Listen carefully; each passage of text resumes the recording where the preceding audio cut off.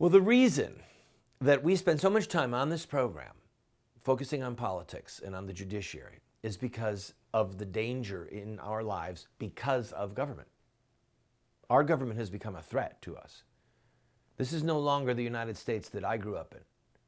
Okay, it's not the one I was born into. Some of you are my age or older, you know that what I'm saying is true. Some of you are younger, you don't have a clue what I'm talking about. The country that I was brought up in, that I was born in, did not murder its babies, knew what marriage was, had a sound sexual ethic. Okay? It was not a socialist, politically correct, Islam embracing republic. It was the republic that had just defeated the Nazis. Okay? Yeah, it was Ozzie and Harriet. I can think of a lot worse things than Ozzie and Harriet. Oh, wait, that's what we have right now. So the reason I'm spending so much time on this program, and it's so critical, is because truth is being suppressed. Righteousness is being harassed. Justice is being crushed at the hand of government. And if we are going to see this country rescued, we must get involved in government. I'm sorry. There's just no way around it. You've been to churches where you've got altar calls, right? And then, for those of you who'd like to dedicate your life to the service of the Lord in missions, come forward. An altar call for missions. An altar call, not just salvation altar calls, but an altar call for service to the Lord. Those who feel the call of God on their lives to become pastors, I want you to come forward. We're going to pray for you. When's the last time you were in a church service of any kind, any denomination, where there was an altar call or just a general plea made for people to enter civil government? I'd like you who are feeling the tug of God on your heart, the Holy Spirit's moving on you, to become a lawyer so that you can become a judge one day. Come forward. We want to pray for you. Most of us have never, ever been to a church service like that. But that's exactly what we need. That's where the void is. These godless fools that are running this country into the ground, into the jaws of hell, we need to replace them with God-fearing men and women who will do what is right. Which brings me back to Donald Trump. I have a lot of discussions with a lot of people because I do this show. I think Donald Trump is serving a huge purpose for us. Will he be a righteous, noble reformer? I don't know. My inclination is to think no.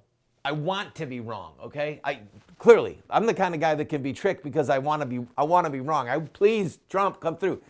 I really think he's going to be the nominee, people. I really do. So here's what's going on. Right now, behind the scenes, the Republican machinery is going to do everything they can to keep him from getting to that convention with the number of votes he needs to become the Republican nominee. But that aside, the good thing that Donald Trump is doing for us is he is inspiring people to stop holding back the contempt and the anger that is burning in our breasts. Okay? He's giving us permission. Not that we needed it, but a lot of people are going, well, you know, I don't want to be mean-spirited, and I got to be politically correct. I have to show tolerance. No, just tear that nonsense off.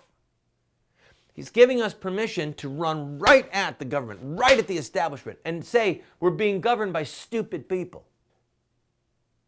We need to replace these people. He's giving us permission. He's giving us a path. Now, listen, there is a hierarchy. Please remember that. Don't believe anyone who says that all sins are equal. They're not. They're just not. All right? The ancient church teaching of mortal sin and venial sin, you better believe it's true. Because if you don't think it's true, you tell me the difference between stealing a piece of gum or telling a white lie to your child and murdering a human being, an innocent human being. If you think that there's no difference between those sins, you are sadly mistaken. You have been totally deceived. I don't care what Bible verses someone quotes you from the book of James, all right? I don't care. It's a deception. All sins are not equal. Murdering our babies is a crime that cries to God from heaven. The blood cries out. Homosexual marriage is a sin against God that cries for judgment. So as we get government back, those need to be the top two priorities, and then we go down from there, okay? We need people who have the right priorities given to them by God to bring this country back. And maybe, sir or ma'am, it's you.